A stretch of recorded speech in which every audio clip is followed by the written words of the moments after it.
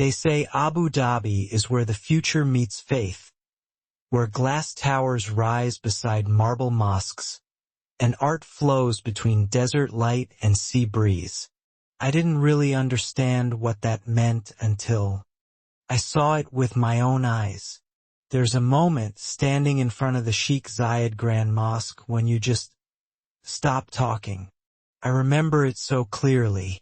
The light was soft, the marble pure white, and everything around me felt so calm, so divine, that I went completely silent for 10 full seconds. Today, I want to take you through that experience, through the city that feels like a bridge between two worlds, Abu Dhabi. We start early in the morning, driving along a wide, clean highway that stretches out toward the horizon. The skyline of Abu Dhabi appears slowly, elegant and modern, but quieter than Dubai. There's something balanced about it, as if the city breathes at a slower rhythm. The sun rises over the Gulf, and its reflection paints the skyscrapers gold. Our first stop, the Sheikh Zayed Grand Mosque. Even from afar, it looks unreal. A sea of white domes floating under the clear blue sky.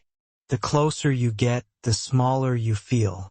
Every line, every curve, every reflection in the pool seems designed to make you pause and breathe.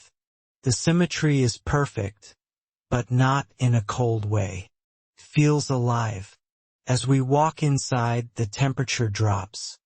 The cool marble floor beneath your feet, the soft sound of footsteps echoing under the massive domes. It's peaceful, almost sacred. The chandeliers above shimmer like frozen stars. Each crystal catches the light and scatters it softly around the prayer hall.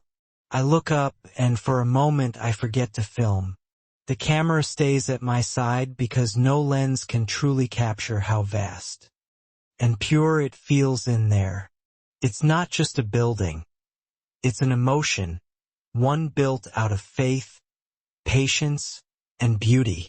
We wander through corridors lined with floral mosaics and golden columns. Every detail tells a story. The craftsmanship is so delicate it feels more like poetry than architecture.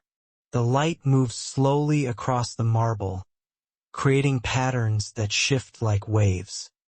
Standing in the courtyard, surrounded by white domes and mirrored pools, I realize how the mosque blends power and serenity. It's grand, yes, but it's not loud. It doesn't demand attention. It earns it quietly. Outside, the heat of Abu Dhabi greets us again. The reflection of the mosque dances in the water, blue sky, white marble, gold accents. It's like a living postcard. After leaving the mosque, we drive along the coast toward Louvre Abu Dhabi. The road curves gently by the sea.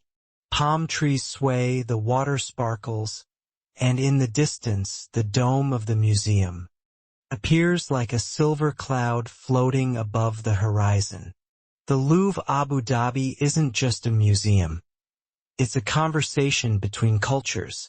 Designed by Jean Nouvel, the architecture itself feels like a work of art, modern, clean, yet inspired by traditional Arabic design.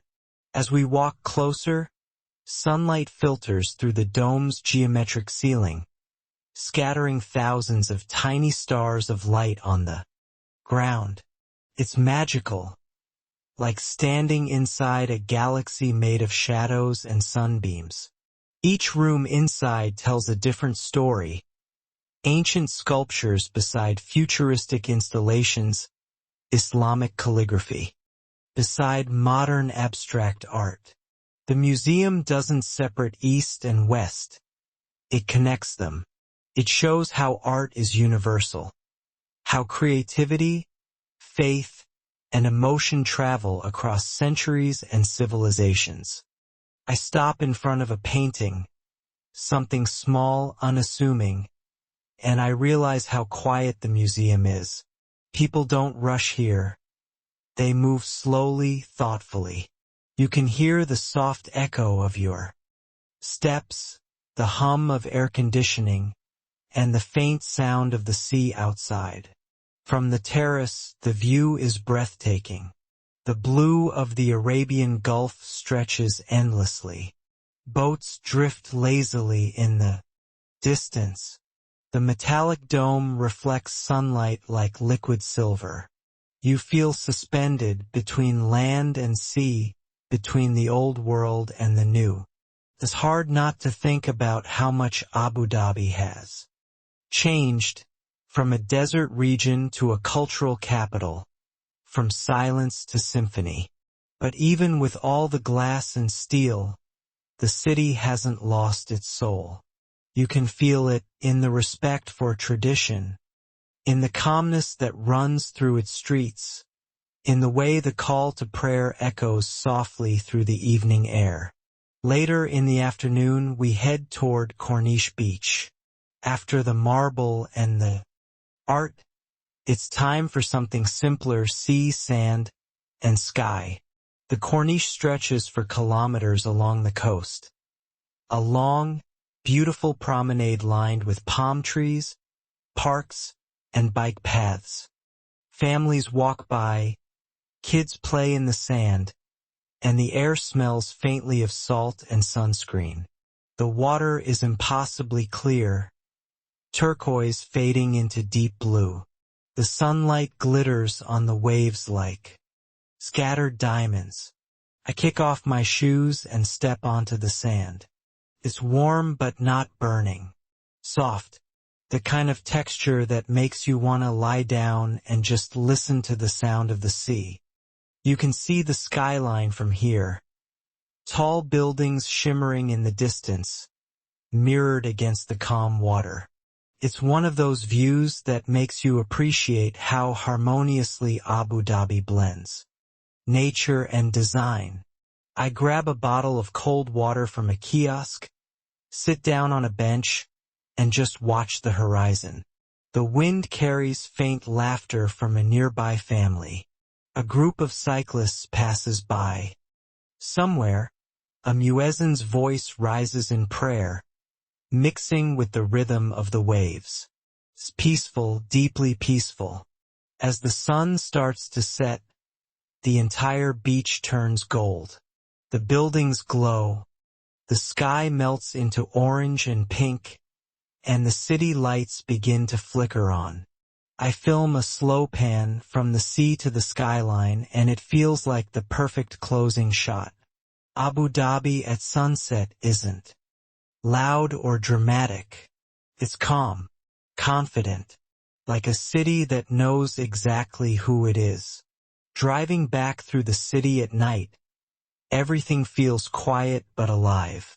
The roads are smooth, the lights soft, and every building seems to glow with quiet elegance. It's a city that doesn't need to shout to impress you. It just exists beautifully. And maybe that's what makes Abu Dhabi special. It's not trying to be something else. It's not racing for attention. It's simply itself, modern yet rooted, innovative yet respectful. It's the kind of place that teaches you that progress and tradition don't have to fight each other. They can coexist gracefully. When I think back to that first moment at the Grand Mosque, the silence, the awe, the feeling of standing in front of something greater than myself, I realize that's the essence of Abu Dhabi. It's a city that humbles you, not because of its size or wealth, but because of its balance. So if you ever come here, don't rush. Walk slowly. Let the light guide you from marble to sea, from art to sand. Watch the way the sun moves across the domes. Listen to the quiet rhythm of the waves, and let yourself be still. Because Abu Dhabi isn't just a city you visit. It's a feeling you carry with you long after you've left. A feeling of peace, of beauty, of harmony between what was and what will be. And sometimes that's worth 10 seconds of silence.